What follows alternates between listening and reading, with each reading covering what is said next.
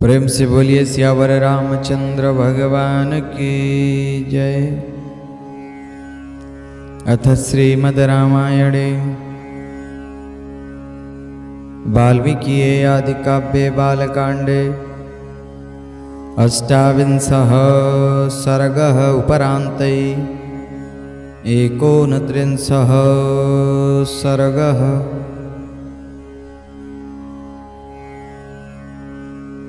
बोलो सियावर रामचंद्र भगवान की जय।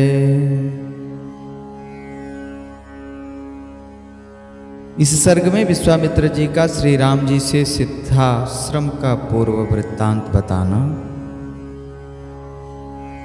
और उन दोनों भाइयों के साथ अपने आश्रम पर पहुंचकर पूजित होना। वाल्मीकि जी कहते हैं कि अथ तस्या प्रेमयस्य वचनं परिप्रेक्षतः विश्वामित्रो महातेजा व्याख्यातुमुपचक्रमे।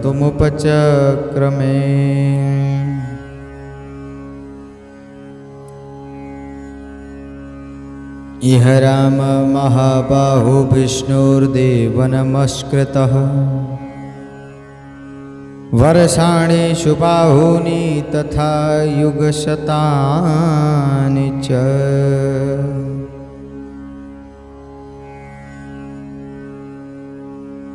कहते हैं अपरिमित प्रभावशाली भगवान श्री राम का वचन सुनकर महातेजस्वी विश्वामित्र ने उनके प्रश्न का उत्तर देना आरंभ किया।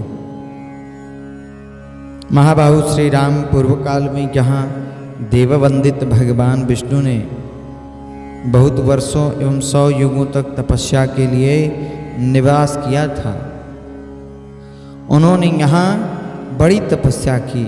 यह स्थान आत्मा वामन का वामन अवतार धारण करने का।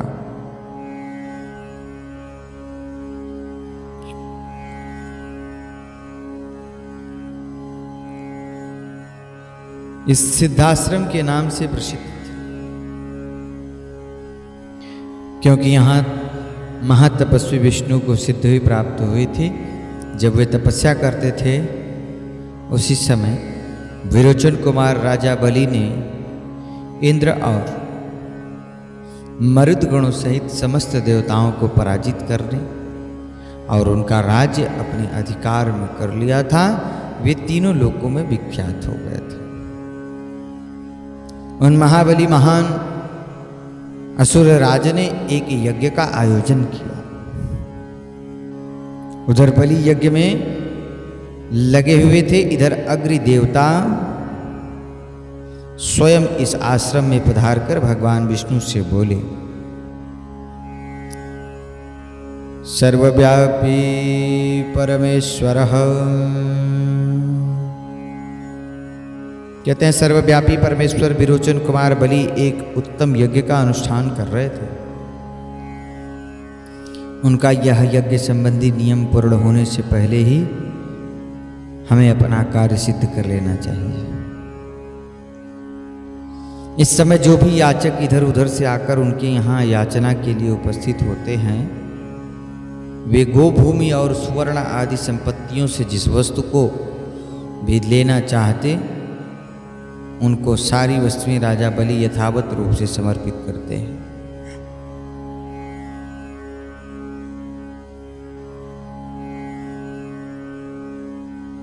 अतः विष्णु आप देवताओं के हित के लिए अपनी योग माया का आश्रय ले वामन रूप धारण करके उस यज्ञ में जाइए और हमारा उत्तम कल्याण साधन कीजिए।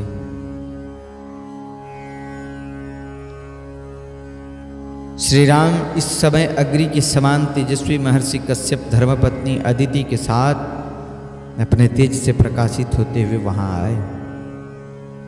वे 1,000 दिव्य वर्षों तक चालू रहने वाला महान व्रत को अदिति देवी के साथ ही समाप्त करके आए थे और उन्होंने वरदायक भगवान मधुसूदन की इस प्रकार की स्तुति की।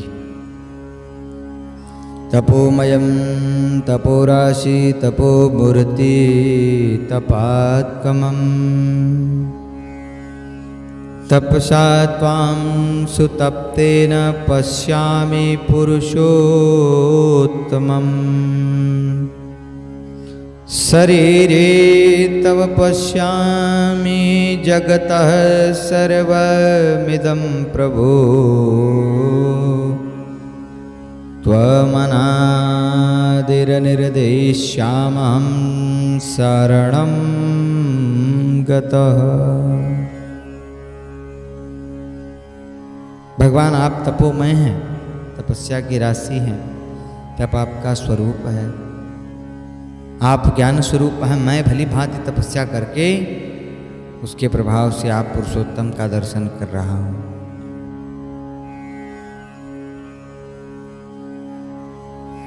प्रभु मैं इस सारे जगत को आपके शरीर में स्थित देखता हूं। आप अनादि देवकाल और वस्तु की सीमा से परे होने के कारण आपका इदमिन स्वरूप से निर्देश नहीं किया जा सकता। मैं आपकी शरण में आया हूं प्रभु। कश्यप जी के सारे पाप धुल गए थे। भगवान श्री हरि ने अत्यंत प्रसन्न होकर उनसे कहा, महर्षि तुम्हारा कल्याण, तुम अपनी इच्छा के अनुसार कोई वर मांगो, क्योंकि तुम मेरे विचारों से वर पाने के योग्य हो।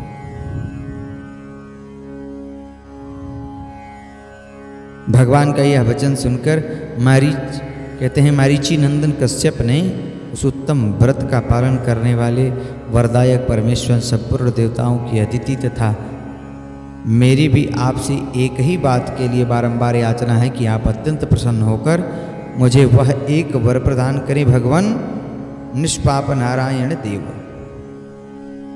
आप मेरे और अदिति के पुत्र हो जाएं।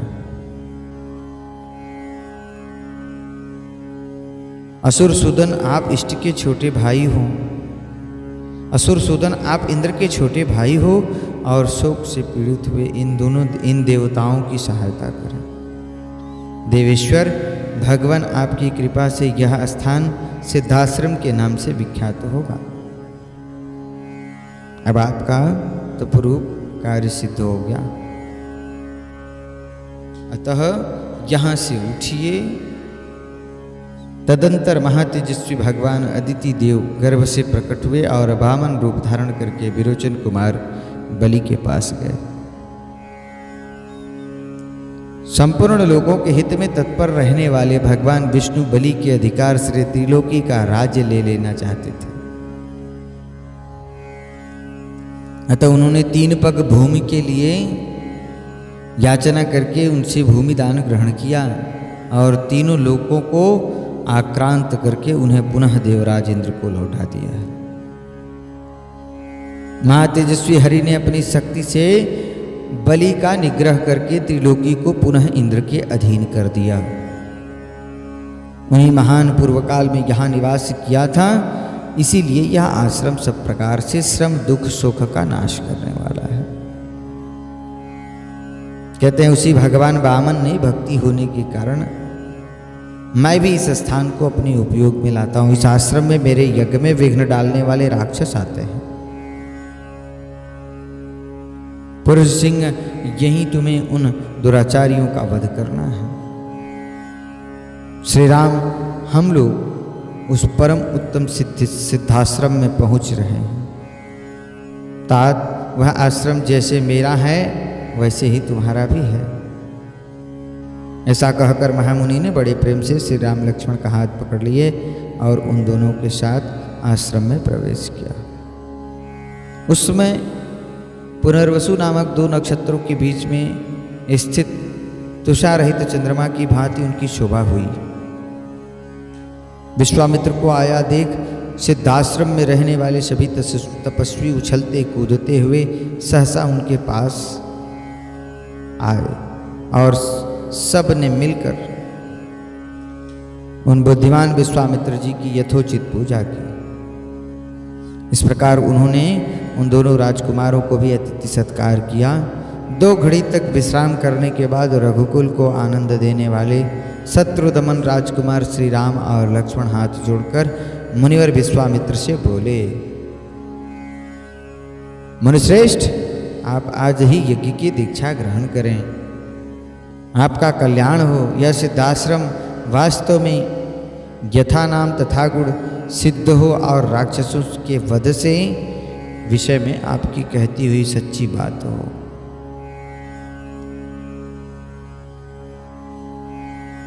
एवमुक्तो महातेजो विश्वामित्रो महान् ऋषि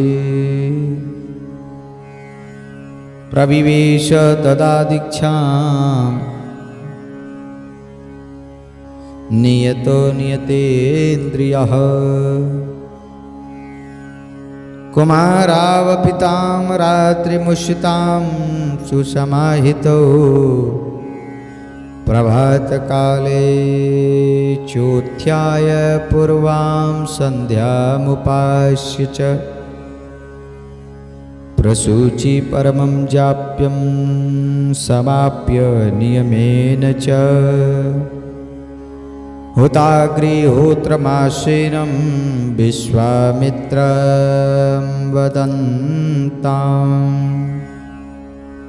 उनके ऐसा कहने पर महातेजस्वी महर्षि विश्वामित्र जितेंद्रिय भाव से नियम पूर्वक यक्ष की दीक्षा में प्रविष्ट हुए।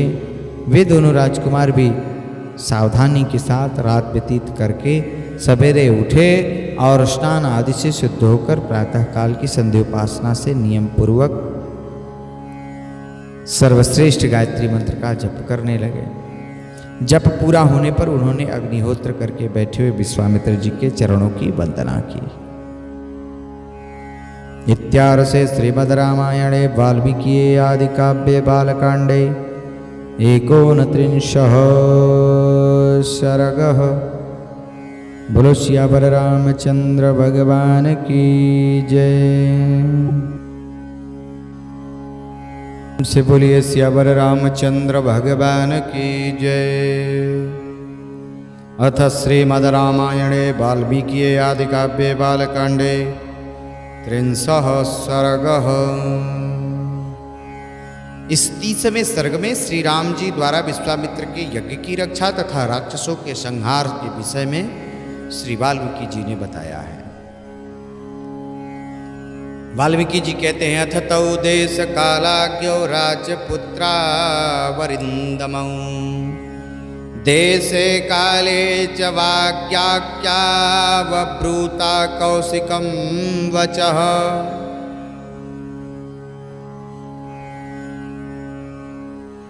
भगवतो क्षमीक्षावौ यस्मिन् काले निशाचरौ संरक्षणीयौ तौ ब्रूहि नीति वर्तते तत्क्षणम्। एवं ब्रुवाणो कुकुत्सौ त्वरमाणो युयोत्सया सर्वे ते मुनया प्रीता प्रशंसार्नुपामात्मजो।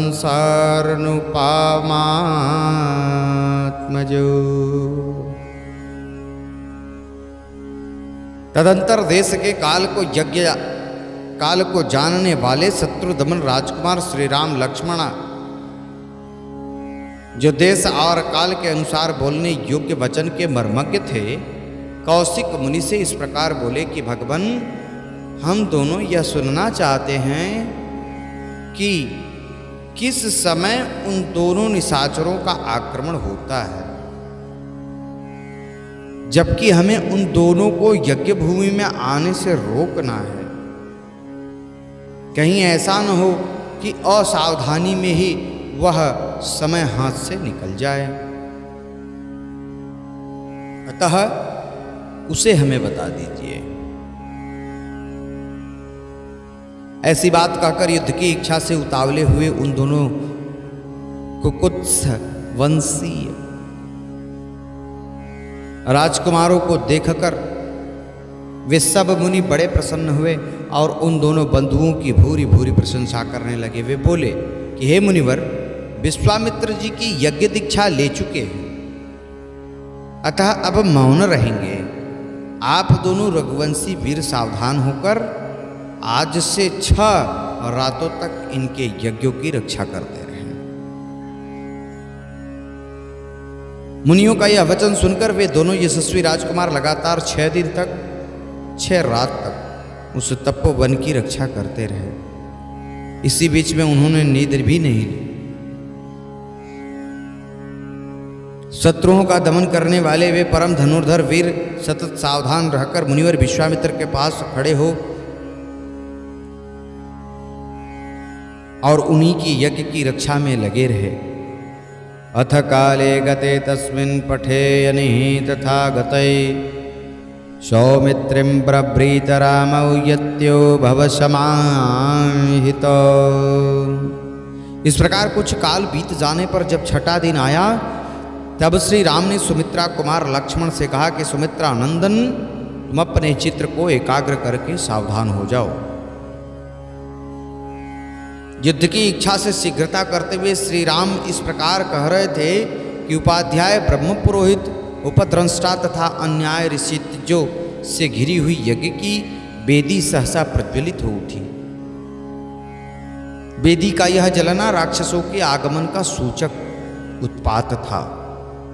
इसके बाद कुश, चमस, स्तूप, समिधा और फूलों के ढेर से सुशोभित होने वाली विश्वामित्र तथा ऋषित्वजों सहित जो यज्ञ की वेदी थी उस पर आवाहनीय अग्नि प्रज्वलित हुई और अग्नि का यह प्रज्वलन यज्ञ के उद्देश्य से हुआ था। फिर तो शास्त्रीय विधि के अनुसार वेद मंत्रों के उच्चारण पूर्वक उस यज्ञ का कार्य आरंभ हुआ। इसी समय आकाश में बड़े जोर का शब्द हुआ जो बड़ा ही भयानक था, जैसे आवार्यं गगनं मेघो यथा प्रावृश्य दृश्यते तथा मायां विकुर्वाणो राक्षसाभ्य धावताम्। मारीचस्य सुबाहुश्च तयोरनुचारस्तथा आगम्य भीमशंकासा रुधिरौघान्वासृजन्। कहते हैं जैसे वर्षा काल में मेघों की घटा सारे आकाश को घेर कर छाई हुई, उसी प्रकार मारीच और सुबाहु नामक राक्षस सब ओर से अपनी माया फैलाते हुए यज्ञ मंडप की ओर दौड़े। उनके अनुचर भी साथ में थे। उन भयंकर राक्षसों ने वहां आकर रक्त की धाराएं बरसाना शुरू आरंभ कर दिया।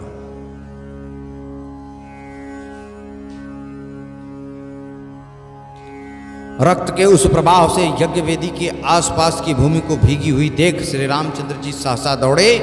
इधर उधर दृष्टि डालने पर उन्होंने उन राक्षसों को आकाश में स्थित देखा और मारीच और सुबाहु का सहसा आते देख कमल नयन श्री राम को लक्ष्मण की ओर देखकर कहा, लक्ष्मण वह देखो।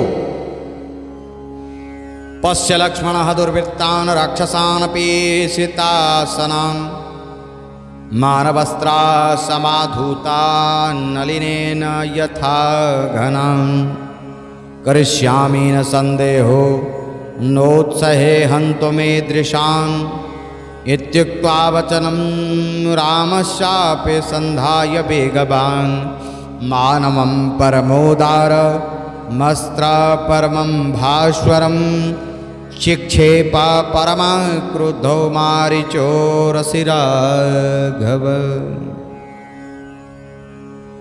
सहतेन परमास्त्रेण मानवेन समाहता संपूर्णं योजना सततं क्षिप्तः सागर्य संलवे विचेतनं वे घूर्णन्तं सीते खुबलपीडितं निरस्तं दृश्यमारीचं रामो लक्ष्मणाब्रवीत्।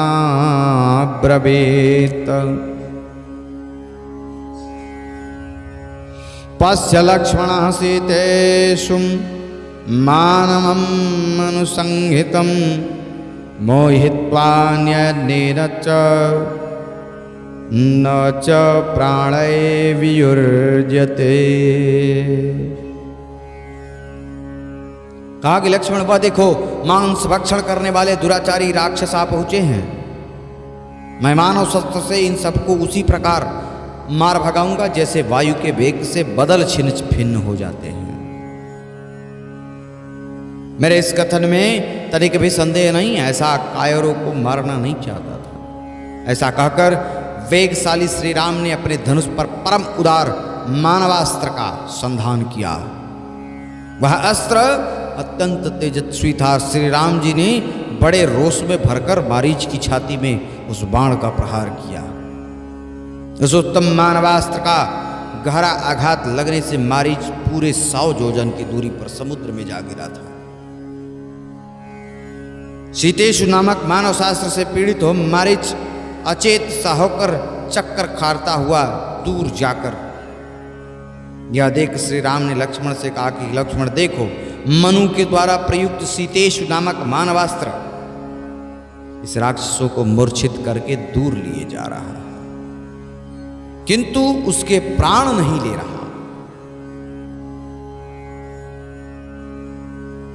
इमानापि वदिष्यामि निर्घृणान दुष्टचारिणो राक्षसान पापकर्मस्थान यज्ञध्वानारुधिरासन।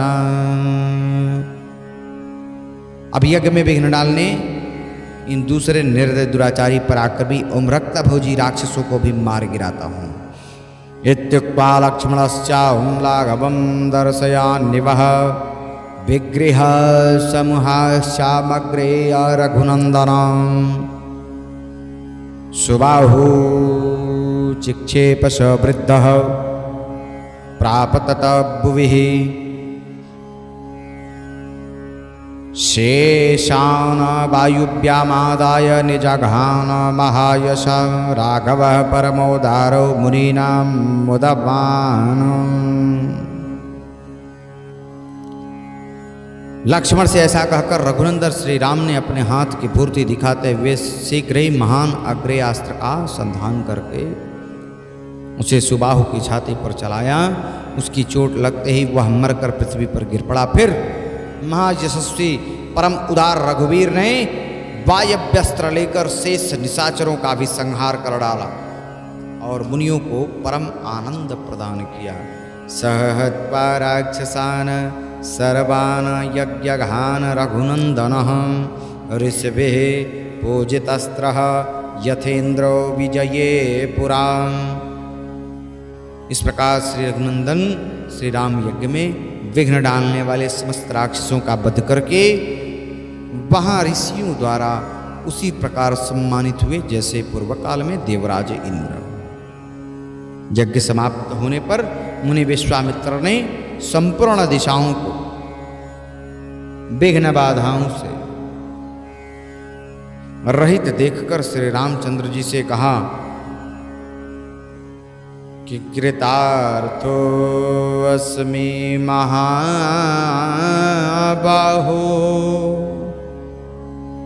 कृतं गुरुवचस्त्वया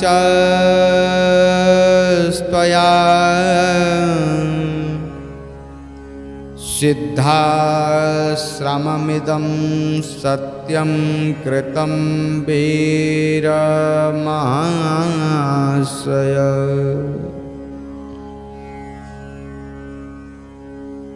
हि रामं प्रशैवं ताभ्यां संध्यामुपागतम्। कहते महाबाहो, मैं तुम्हें पाकर कृतार्थ हो गया। तुमने गुरु की आज्ञा का पूर्ण रूप से पालन किया। महायशस्वी वीर, तुम इस सिद्धाश्रम का नाम सार्थक कर दिया। इस प्रकार श्री रामचंद्र जी की प्रशंसा करके मुनि ने उन दोनों भाइयों के साथ संध्योपासना की। इत्यार्षे श्रीमद् रामायणे वाल्मीकि आदि काव्ये बालकांडे 30 सर्गः। बोलो श्यावर रामचंद्र भगवान की जय। चंद्र भगवान की जय। अथ श्रीमद् रामायणे वाल्मीकि आदि काव्ये बालकांडे 31 सर्गः। बोलो श्यावर रामचंद्र भगवान की जय। वाल्मीकि जी की कथनानुसार श्री राम, लक्ष्मण तथा ऋषियों सहित विश्वामित्र जी का मिथिला को प्रस्थान तथा मार्ग में संध्या के समय शोणभद्र तट पर विश्राम। वाल्मीकि जी कहते हैं अथ ताम रजनी तत्र कृतार्थौ राम लक्ष्मणौ उशतो मूर्दितौ वीरौ प्रहस्तेनान्तरात्मना प्रभातयां तु सर्वायां कृतपार्वाङ्क्रियौ विश्वामित्रं ऋषींश्चान्यान् शाहितावभिजग्मतुः अभिवाद्य मुनः श्रेष्ठा ज्वलन्तमिव पावकम् उचितुं परमोदारं वाक्यं मधुरभाषिणौ इमौमस्म मुनिशार्दूल किङ्करौ समुपागतौ आज्ञापय मुनिश्रेष्ठः शासनं करवावकिम् एवमुक्ते तयोर्वाक्ये सर्व एव महर्षयः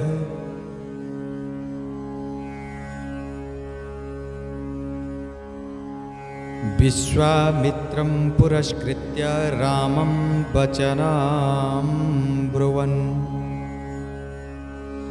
श्रीमैथिलस्य नरश्रेष्ठ जनकस्य भविष्यति यज्ञः धर्मशस्त्र यस्यामहे वयम्।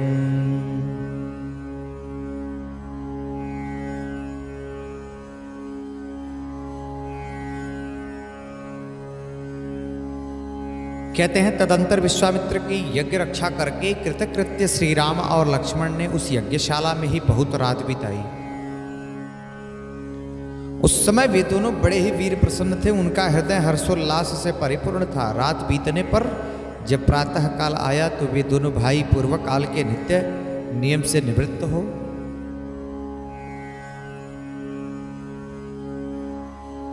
विश्वामित्र मुनि तथा अन्य ऋषियों के पास साथ साथ गए। वहां जाकर उन्होंने प्रज्वलित अग्नि के समान तेजस्वी मुनिश्रेष्ठ विश्वामित्र को प्रणाम किया और मधुर भाषा में यह परम उदार वचन कहा मुनिवर, हम दोनों किंकर आपकी सेवा में उपस्थित हैं। मुनिश्रेष्ठ आज्ञा दीजिए, हम क्या सेवा करें। उन दोनों के ऐसा कहने पर वे सभी महर्षि विश्वामित्र को आगे करके श्री रामचंद्र जी से बोले कि नरश्रेष्ठ, मिथिला के राजा जनक का परम धर्ममय यज्ञ प्रारंभ होने वाला है और उसमें हम लोग जाएंगे। पुरुष सिंह, तुम्हें भी हमारे साथ वहां चलना है। वहां एक बड़ा अद्भुत धनुरत्न है, तुम्हें उसे देखना चाहिए। पुरुषवर पहले कभी यज्ञ में पधारे हुए देवताओं ने जनक के किसी पूर्व पुरुष को वह धनुष दिया था। वह कितना प्रबल और भारी है, इसका कोई माप तोल नहीं है। वह बहुत ही प्रकाशमान एवं भयंकर है। मनुष्यों की तो बात ही क्या, देवता, गंधर्व और असुर राक्षस भी किसी तरह उसकी प्रत्यंचा नहीं चढ़ा पाते। उस धनुष की शक्ति का पता लगाने के लिए कितने ही महाबली राजा राजकुमार आए, किंतु कोई भी उसे चढ़ा न सके।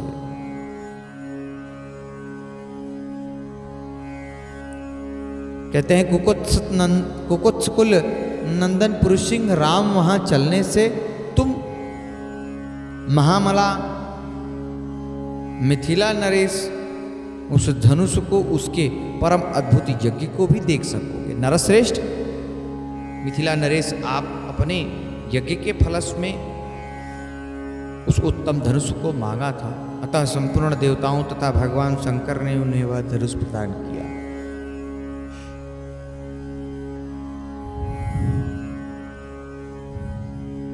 उस धनुष का मध्य भाग जिसे मुट्ठी से पकड़ा जाता है बहुत ही सुंदर है।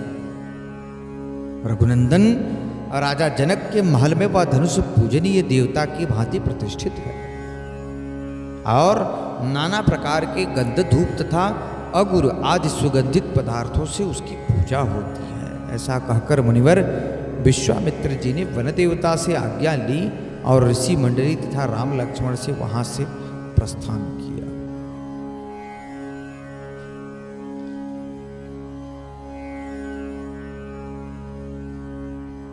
कहते हैं चलते समय उन्होंने वन देवताओं से कहा, मैं अपना यज्ञ कर्म सिद्ध करके सिद्धाश्रम में जा रहा हूं।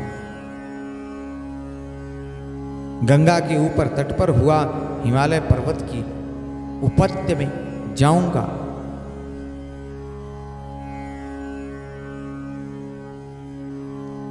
ऐसा कहकर तपस्या से धनी मुनिश्रेष्ठ कौशिक ने उत्तर दिशा की ओर प्रस्थान आरंभ किया। उस समय प्रस्थान के समय यात्रा करते हुए मुनिवर विश्वामित्र के पीछे उनके साथ चलने वाले ब्रह्मवादी महर्षियों की 100 गाड़ियां चली। सिद्धाश्रम में निवास करने वाले मृग और पक्षी भी तपोधन विश्वामित्र के पीछे पीछे जाने लगे। कुछ दूर जाने पर ऋषि मंडल सहित विश्वामित्र ने उन पशु पक्षियों को लौटा दिया। फिर दूर तक का मार्ग तय कर लेने के बाद जब सूर्य अस्ताचल को जाने लगे तब उन ऋषियों से पूर्ण सावधान रहकर सोनभद्र के तट पर पड़ाव डाला। जब सूर्यदेव अस्त हो गए तब स्नान करके उन सब ने अग्निहोत्र का कार्य पूर्ण किया। इसके बाद वे सभी अमित तेजस्वी ऋषि मुनिवर विश्वामित्र को आगे करके बैठे। फिर लक्ष्मण सहित श्री राम भी उस ऋषियों का आदर करते हुए बुद्धिमान विश्वामित्र के सामने बैठ गए। तत्पश्चात महातेजस्वी श्री राम ने तपस्या के धनी मुनिश्रेष्ठ विश्वामित्र से कौतूहल पूर्वक पूछा कि भगवन,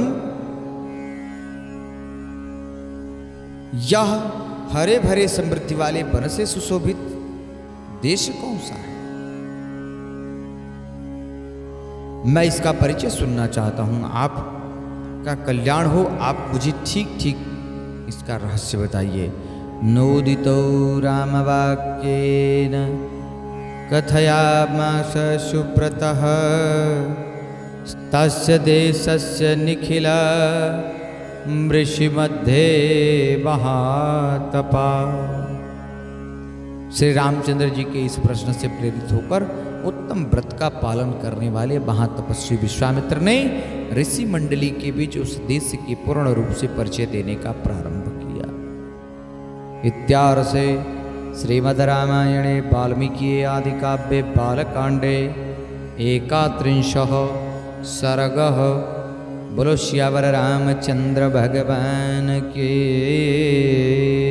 जय। ये श्यावर रामचंद्र भगवान की जय।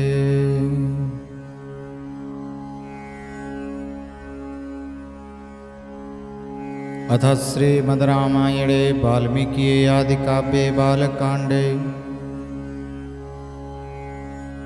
32 सर्गः। इस 32वें अध्याय में ब्रह्मपुत्र के 4 पुत्रों का वर्णन, सोनभद्र तटवर्ती प्रदेश को वसु की भूमि बताना, कुशनाभ की 100 कन्याओं का वायु के कोप से कोपचा होना। वाल्मीकि जी बहुत स्पष्ट रूप से बताते हैं और कहते हैं कि ब्रह्मार्यो निर्महानशीतः कुशो नाम महातपः अक्लिष्टव्रतधर्मज्ञः सज्जनः प्रतिपूजकः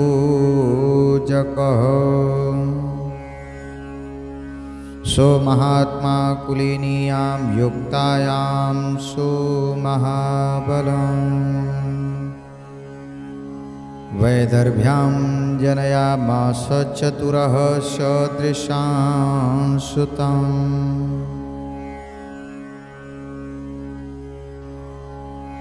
विश्वामित्र जी कहते हैं, श्री राम पूर्व काल में कुश नाम से प्रसिद्ध एक महातपस्वी राजा को कहते हैं, श्री राम पूर्व काल में कुश नाम से प्रसिद्ध एक महातपस्वी राजा हो गए हैं। वे साक्षात ब्रह्मा जी के पुत्र थे। उनका प्रत्येक व्रत एवं संकल्प बिना किसी क्लेश या कठिनाई के ही पूर्ण होता था। वे धर्म के ज्ञाता, सत्पुरुषों का आदर करने वाले और कुश महान थे। उत्तम कुल में उत्पन्न विदर्भ देश की राजकुमारी उनकी पत्नी थी। उसके गर्भ से उन महात्मा नरेश के 4 पुत्र उत्पन्न किए जो उन्हीं के समान थे। उनके नाम इस प्रकार हैं, कुशाम्ब, कुशनाभ, अश्रुत्रजस तथा वसु। ये सब के सब तेजस्वी तथा महान उत्साही थे। राजा कुश ने प्रजा रक्षण रूप क्षत्रिय धर्म के पालन की इच्छा से अपने उन धर्मिष्ठ तथा सत्यवादी पुत्रों से कहा, हे पुत्रों, प्रजा का पालन करो, इससे तुम्हें धर्म का पूरा पूरा फल प्राप्त होगा। कुशस्य वचनम श्रुत्वा चत्वारो लोकसत्तमा निवेशम चक्ररे सर्वे पुराणाम रिवसा निवरात सदा। अपने पिता महाराज कुश की यह बात सुनकर उन चारों लोग शिरोमणि नरश्रेष्ठ राजकुमार ने उस समय अपने अपने ही लिए पृथक पृथक नगर का निर्माण कराया। कहते महातेजस्वी कुशाम्ब ने कौशाम्बी पुरी बसाई, जिसे आजकल कोशम कहते हैं। धर्मात्मा कुशनाभ ने महोदय नामक नगर का निर्माण किया। परम बुद्धिमान अश्रुत्रज ने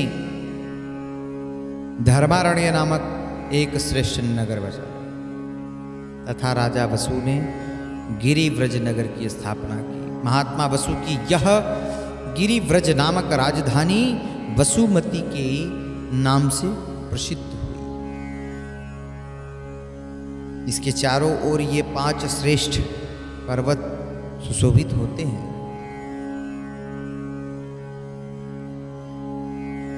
यह रमणीय सोन नदी दक्षिण पश्चिम की ओर से बहती हुई मगध देश में आई।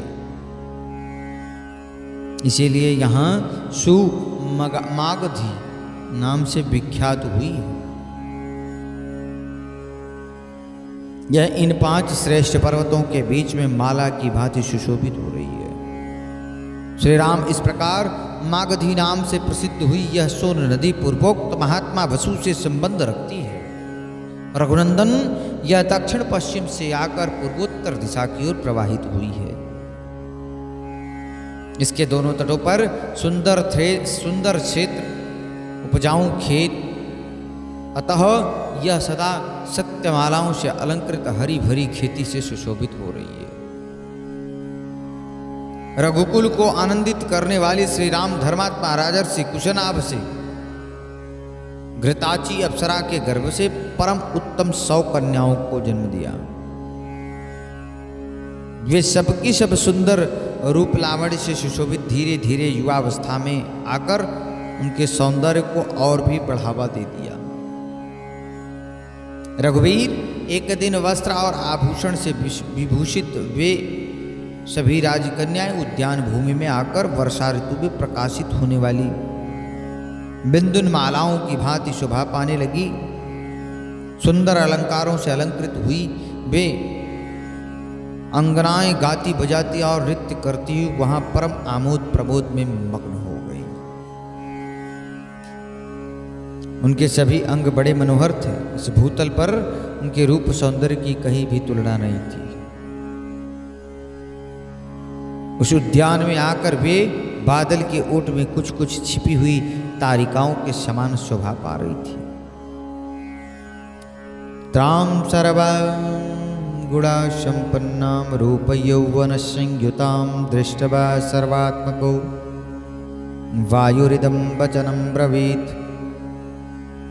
उस समय उत्तम गुणों से युक्त संपन्न तथा रूप और यौवन से सुशोभित उन सभी राजकन्याओं को देखकर स्वरूप वायु देवता ने उनसे इस प्रकार कहा कि सुंदरियों, मैं तुम सबको अपनी प्रेयसी के रूप में प्राप्त करना चाहता हूं। तुम सब मेरी भार्याएं बनेंगी।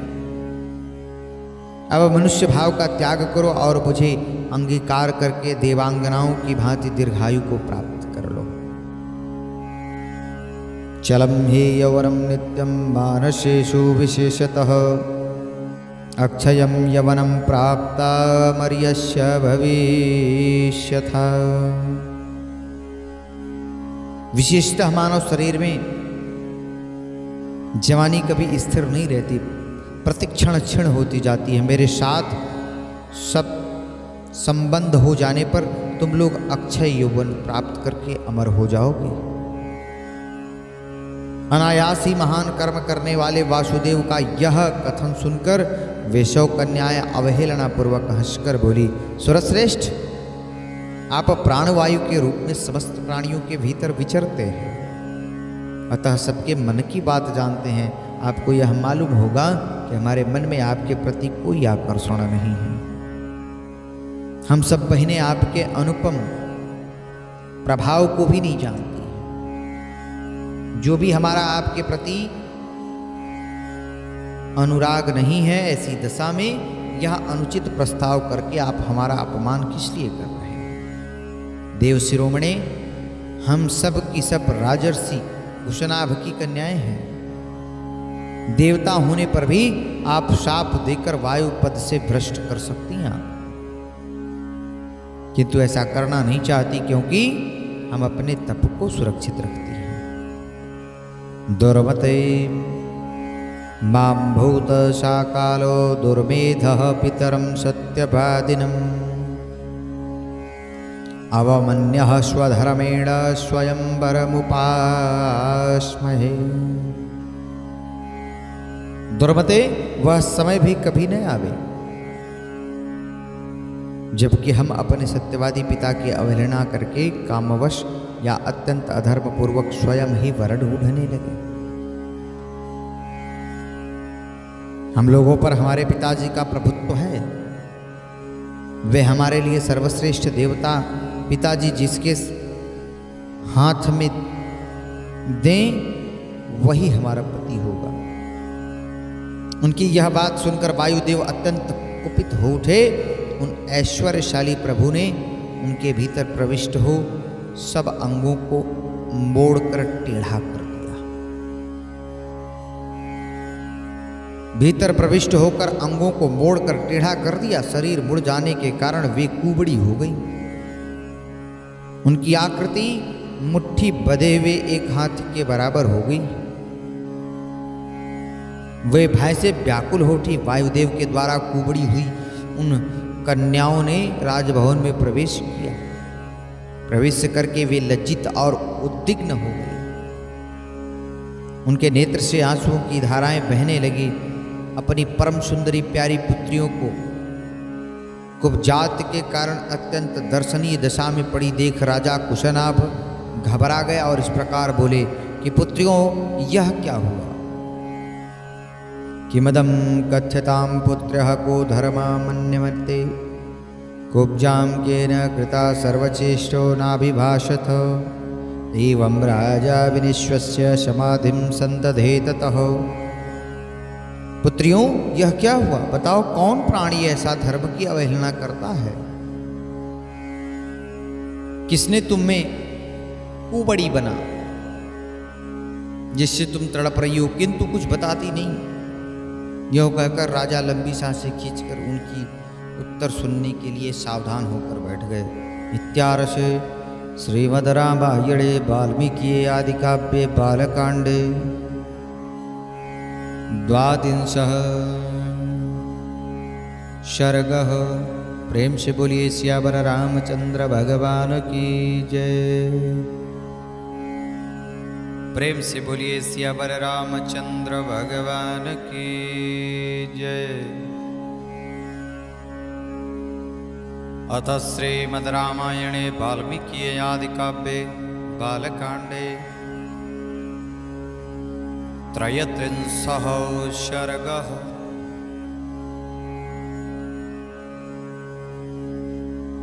इस सर्ग में राजा कुशनाभ द्वारा कन्याओं के धैर्य एवं क्षमाशीलता की प्रशंसा, ब्रह्मदत्त की उत्पत्ति तथा उनके साथ कुशनाभ की कन्याओं का विवाह।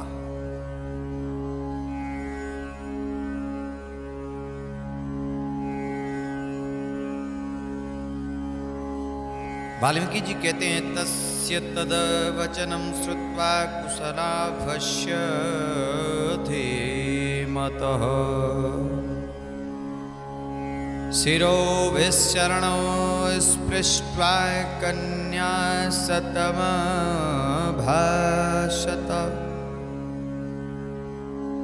वायुः सर्वात्मको राजन् प्रदर्शयितुमेक्षते। अशुभं मार्गमास्थ्याय न धर्मं प्रत्यवेक्षते। पितृमत्स्य स्म भद्रं ते स्वच्छन्देन वयं स्थिता। पितरं नो वृष्णि विश्वं त्वं यदि नो दास्यते तव। बुद्धिमान महाराज कुशनाभ का वह वचन सुनकर उन 100 कन्याओं के पिता के चरणों में सिर रखकर प्रणाम किया और इस प्रकार कहा कि राजन, सर्वत्र संचार करने वाले वासुदेव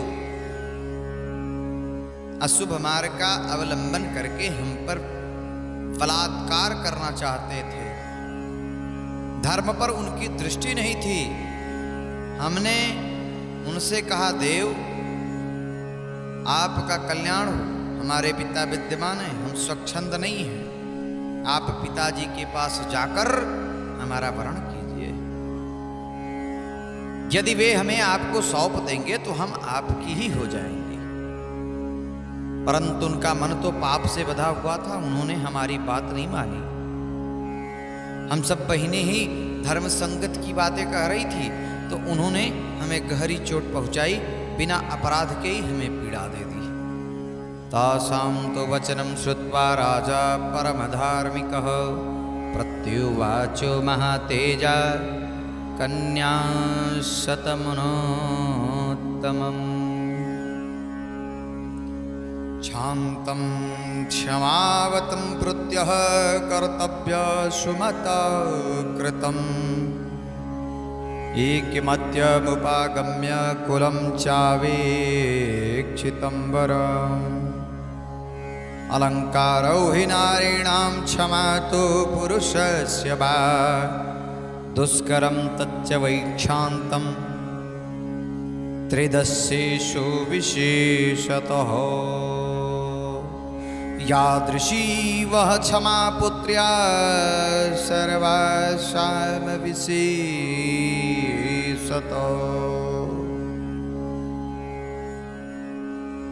कहते उनकी बात तो सुनकर धर्मात्मा महातेजस्वी राजन ने अपनी परम उत्तम 100 कन्याओं को इस प्रकार उत्तर दिया कि पुत्रियों, तुम क्षमाशील महापुरुष ही जिसे कर सकते हैं वही क्षमा तुम्हें भी। यह तुम लोगों के द्वारा महान कार्य संपन्न हुआ। तुम सबने एकमत होकर जो मेरे कुल की मर्यादा पर दृष्टि रखी है, काम भाव को अपने मन में स्थान नहीं दिया, यह भी तुमने बहुत बड़ा काम किया। कहते हैं स्त्री हो या पुरुष, उसके लिए क्षमा ही आभूषण है। पुत्रियों, तुम सब लोगों ने समान रूप से जैसी क्षमा या सहिष्णुता है वह विशेषतः देवताओं के लिए भी दुष्कर ही है। पुत्रियों, कहते हैं क्षमा दानम, क्षमा सत्यम, क्षमा यज्ञस्य पुत्रिका, क्षमा यशः, क्षमा धर्म, क्षमयां विष्ठितम जगद। पुत्रियों, क्षमा दान, क्षमा सत्य, क्षमा यज्ञ, क्षमा यश और क्षमा धर्म है। क्षमा पर ही यह संपूर्ण जगत टिका हुआ है। कुकुत्स कुल नंदन श्री राम देवतुल्य पराक्रमी राजा कुशनाभ ने कन्याओं से ऐसा कहकर उन्हें अंतःपुर में जाने की आज्ञा दे दी। और मंत्रणा के तत्वों को जानने वाले उन नरेश ने स्वयं मंत्रियों के साथ बैठकर कन्याओं के विवाह के विषय में विचार आरंभ किया। विचारण ये विषय पर था, किसी देश में किस समय किस सुयोग्य वर के साथ उनका विवाह किया जाएगा। एतस्मिन्नेव काले तु चूली नाम महाद्युति ऊर्ध्वरेता शुभाचारो ब्रह्मा तप उपमागतम। उन्हीं दोनों चूली नाम से प्रसिद्ध एक महातेजस्वी सदाचारी एवं ऊर्ध्वरेता नौष्ठिक ब्रह्मचारी मुनि वेदाक्तो तप का अनुष्ठान कर रहे थे अथवा ब्रह्मचित स्वरूप तपस्या में संलग्न थे। श्री राम तुम्हारा भला हो, उस समय एक गंधर्व कुमारी वहां रहकर उनकी तपस्या उन तपस्वी मुनि की उपासना करती थी। उनका नाम था सोमदा और उर्मिला की पुत्री थी। वह प्रतिदिन मुनि को प्रणाम करके उनकी सेवा में लगी रहती थी तथा धर्म में स्थित रहकर समय समय पर सेवा के लिए उपस्थित होती थी। इससे उसके ऊपर वे गौरवशाली मुनि बहुत संतुष्ट हुए। रघुनंदन उस समय आने पर चूली ने उस गंधर्व कन्या से कहा कि सुबे तुम्हारा कल्याण हो, मैं तुम पर बहुत संतुष्ट हूं, बोलो तुम्हारा कौन सा प्रिय कार्य सिद्ध करूं। मुनि को संतुष्ट जानकर गंधर्व कन्या बहुत प्रसन्न हुई। वह बोलने की कला जानती थी। उसने वाणी के मर्भाग्य मुनि मधुर स्वर में कहा कि हे मुनि महर्षि, आप ब्राह्मी संपत्ति महातेज से संपन्न होकर ब्रह्मरूप हो गए, अतएव आप महान तपस्वी हैं। मैं आपके ब्रह्म तप से युक्त धर्मात्मा पुत्र प्राप्त करना चाहती हूँ। मुने आपका भला हो, मेरे कोई पति नहीं है। मैं न तो किसी की पत्नी हूँ और न आगे होंगी। आपकी सेवा में आई हूँ। आप अपने ब्रह्म बल तप शक्ति से मुझे एक पुत्र प्रदान करें। उस गंधर्व कन्या की सेवा से संतुष्ट हुए ब्रह्मर्षि चूली ने उस परम उत्तम ब्रह्म तप से संपन्न पुत्र प्रदान किया। वह उनके मानसिक संकल्प से प्रकट हुआ। मानस पुत्र था, उसका नाम ब्रह्मदत्त हुआ। कुशनाभ के यहाँ जब कन्याओं के विवाह का विचार चल रहा था, उस समय राजा ब्रह्मदत्त उत्तम लक्ष्मी से संपन्न हो कामपिल्य नामक नगरी में उसी तरह निवास करते थे जैसे स्वर्ग की अमरपुरी देवराज इंद्र करते हैं। कहते हैं कुकुत्स कुलभूषण श्री राम तब परम धर्मात्मा राजा कुशनाभ ने ब्रह्मदत्त के साथ अपनी 100 कन्याओं को ब्याह देने का निश्चय किया। महातेजस्वी भोपाल राजा कुशनाभ ने ब्रह्मदत्त को बुलाकर अत्यंत प्रसन्न चित्त से उन्हें अपनी 100 कन्याओं को सौंप दिया। रघुनंदन उस समय देवराज इंद्र के समान तेजस्वी पृथ्वीपति ब्रह्मदत्त ने क्रमशः उन सभी कन्याओं का पाणी ग्रहण किया। विवाह काल में उन कन्याओं के हाथों का ब्रह्मदत्त के हाथ से स्पर्श होते ही वे सब की सब कन्याएं कुब्जित्व दोष से रहित, निरोग तथा उत्तम शोभा से संपन्न प्रतीत होने लगे। वात रोग के रूप में आए हुए वायुदेव ने उन कन्या को छोड़ दिया। यह देख पृथ्वीपति राजा कुशनाभ बड़े प्रसन्न हुए और बारंबार हर्ष का अनुभव करने लगे। भोपाल राजा ब्रह्मदत्त का विवाह कार्य संपन्न जानने पर महाराज कुशनाभ ने उन्हें पत्नियों तथा पुरोहित सहित आदर पूर्वक विदा किया। सोमदापि सुतं दृष्ट्वा पुत्रस्य कीदृशी क्रियां यथा न्यायं च गन्धर्वी सुस्त्रास्ता प्रयत्ननन्दत स्पृष्ट्वा च ता कन्यां कुशनाभ प्रशस्य च। कहते गंधर्वी सोमदानी अपने पुत्र को तथा उनके योग्य विवाह संबंध को देखकर अपनी उन पुत्र वधुओं का यथोचित रूप से अभिनंदन किया। उसने एक एक करके उन सभी कन्याओं को हृदय से लगाया और महाराज कुशनाभ की सराहना करके वहां से प्रस्थान किया। इत्यार्थ से श्रीमद् रामायणे वाल्मीकिये आदि काव्ये बालकांडे त्रयस्त्रिंशः सर्गः। प्रेम से बोलिए सियावर रामचंद्र भगवान की जय, पवन सुत हनुमान की जय। प्रेम से बोलिए श्री शंकर भगवान की जय।